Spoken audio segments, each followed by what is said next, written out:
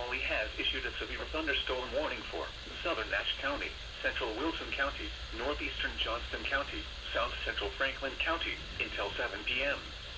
At 6:16 p.m., a severe thunderstorm was located near Bailey, Oregon, 16 miles southwest of Nashville, moving east at 30 miles per hour. Hazard, 60 miles per hour wind gusts and penny-sized hail. Source, radar indicated. Impact, expect damage to roofs, siding, and trees. Locations impacted include Rocky Mount, Wilson, Elm City, Bailey, Sharpsburg, Spring Hope, Middlesex, Sims, Pilot, and Emmett. For your protection, move to an interior room on the lowest floor of a building. Straight line winds can blow down trees, power lines, and damage mobile homes and other buildings. Seek shelter in a sturdy structure until the storm has passed.